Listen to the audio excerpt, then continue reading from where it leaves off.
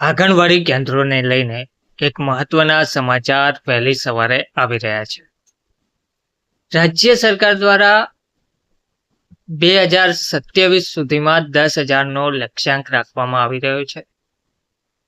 1,889 આંગણવાડી કેન્દ્રોનું ઉદ્ઘાટન પણ કરવામાં આવ્યું છે. વિગતવાર માહિતી જોઈએ. નમસ્કાર મિત્રો, સ્વાગત છે તમારું અમારી યુટ્યુબ ચેનલ પર. મિત્રો, રાજ્ય સરકારે બાળકોને પોષણ આપવાનું શરૂ કરી દીધું છે. શિક્ષણ અને સર્વાંગી વિકાસને મજબૂત કરવા માટે મોટા પગલાં લેવામાં આવી રહ્યા છે. રાજ્યના નાયબ મુખ્યપ્રધાન પ્રવૃત્તિ પરિદાએ માહિતી આપી હતી કે રાજ્યમાં ઘણા દિવસો પછી રાજ્યભરમાં 1,889 નવા આંગણવાડી કેન્દ્રોનું ઉદ્ઘાટન કરવામાં આવ્યું છે. રાજ્ય સરકારના મહિલા અને બાળ વિકાસ કાર્યક્રમોને નવી ગતિ આપવાના હેતુથી આ પહેલ કરવામાં આવી રહી છે. તેમજ નાયબ મુખ્યમંત્રી દ્વારા જણાવવામાં આવ્યું હતું કે આંગણવાડી કેન્દ્રોને આધુનિક સુવિધાઓથી સજ્જ કરવા અને તેની ગુણવત્તા સુધારવા માટે વિવિધ વિભાગોના સહયોગથી કામગીરી કરવામાં આવી રહી છે. ખાસ કરીને પંચાયતી રાજ વિભાગની મદદથી આ યોજનાને પાયાના સ્તરે અને અસરકારક બનાવવાના પ્રયાસો કરવામાં આવી રહ્યા છે. સરકારનો ધ્યેય છે કે આંગણવાડી કેન્દ્રો માત્ર પોષણ વિતરણ પૂરતું સીમિત ના હોવું જોઈએ, પરંતુ બાળકોના પ્રારંભિક શિક્ષણ અને સર્વાંગી વિકાસ માટેના કેન્દ્રો બનવા જોઈએ. પ્રવૃત્તિ પરિડાએ જણાવ્યું હતું કે રાજ્ય સરકારે વર્ષ 2027 સુધીમાં 10,000 નવા આંગણવાડી કેન્દ્રો સ્થાપવાનું આયોજન કર્યું છે, લક્ષ્ય રાખવામાં આવેલ છે અને હાલમાં લગભગ 4,000 કેન્દ્રોના નિર્માણનું કામ તેજ ગતિએ ચાલી રહ્યું છે. આ ઉપરાંત રાજ્યના તમામ 74,000 આંગણવાડી કેન્દ્રોને સંપૂર્ણ સશક્ત અને કાર્યક્ષમ બનાવવાનું કામ પણ ચાલી રહ્યું છે.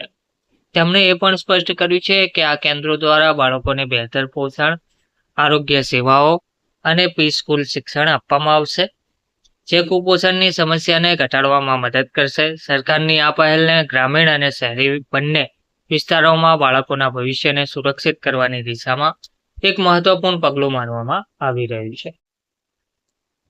આજથી આરટી હેઠળ ધોરણ 1માં પ્રવેશ માટે ઓનલાઈન રજીસ્ટ્રેશનનો પ્રારંભ કરવામાં આવી રહ્યો છે. મિત્રો, આરટીની 84,000 જેટલી બેઠકો પર પ્રવેશ માટે 17મી સુધી રજીસ્ટ્રેશન કરાવી શકાશે. આ વખતે વાલીઓને પાળી પસંદગીની તક મળશે અને અગ્રતા ક્રમમાં પણ ફેરફાર કરવામાં આવ્યો છે. વિગતવાર માહિતી જોઈએ તો right to education RT act અંતર્ગત શૈક્ષણિક વર્ષ 2026-27માં 84,000 કરતાં પણ વધુ બેઠકો પર ગરીબ અને મધ્યમ વર્ગના વિદ્યાર્થીઓને ધોરણ 1માં પ્રવેશ માટે શનિવારથી ઓનલાઈન રજીસ્ટ્રેશનની કાર્યવાહીનો પ્રારંભ કરવામાં આવ્યો છે. એટલે કે આજથી આ રજીસ્ટ્રેશનની કાર્યવાહીનો પ્રારંભ થશે. આ કાર્યવાહી 17 એપ્રિલ સુધી ચાલશે. આ વખતે પ્રવેશ માટે વાલીઓ પાસે પાળી શિફ્ટ પસંદ કરવાની પણ તક ઉપલબ્ધ રહેશે. ગત વર્ષ કરતાં આ વખતે આરટીઈની બેઠકોની સંખ્યામાં ઘટાડો થયો છે. ઉપરાંત આ વખતે અગ્રતા ક્રમમાં પણ ફેરફાર કરવામાં આવ્યો છે. આરટીઈમાં પ્રવેશ માટે આ વખતે ગુજરાતી માધ્યમની 41,000 કરતાં વધુ સંખ્યા છે. પ્રાપ્ત માહિતી અનુસાર રાજ્ય પ્રાથમિક શિક્ષણ નિયામક કચેરી દ્વારા આરટીઈ અંતર્ગત ખાનગી શાળાઓમાં ગરીબ અને મધ્યમ વર્ગના બાળકોને પ્રવેશ આપવા માટેની જાહેરાત કરાઈ હતી.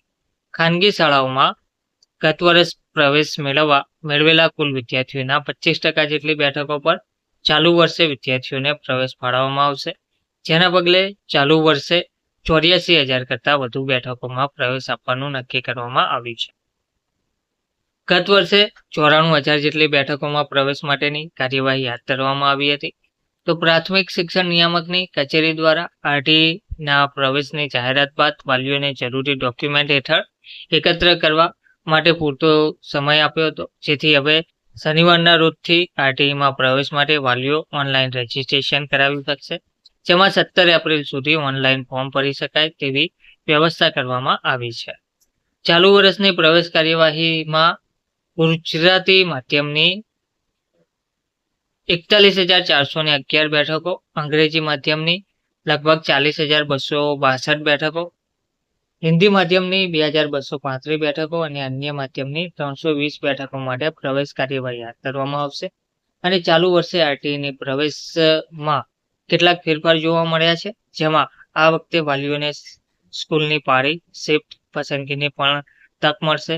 અત્યાર સુધી વાલીઓ સ્કૂલ પસંદ કરી શકતા હતા, પરંતુ સવાર પાળી કે બપોર પાળીમાં પ્રવેશ લેવો છે તેવી છૂટ મળતી ન હતી, પરંતુ હવે વાલીઓ પાળી પણ પસંદ કરી શકશે. ઉપરાંત આરટીઈની પ્રવેશ પ્રક્રિયા કાર્યવાહીમાં પ્રવેશ અગ્રતા ક્રમમાં પણ ચાલુ વર્ષે ફેરફાર જોવા મળ્યો છે, જેમાં અત્યાર સુધી આંગણવાડીમાં બાળકોને અનામત કેટેગરી કરતા પહેલા અગ્રતા મળતી હતી, પરંતુ હવે અનામત કેટેગરીના બાળકોને અગ્રતા મળશે તેવું નક્કી કરવામાં આવ્યું છે.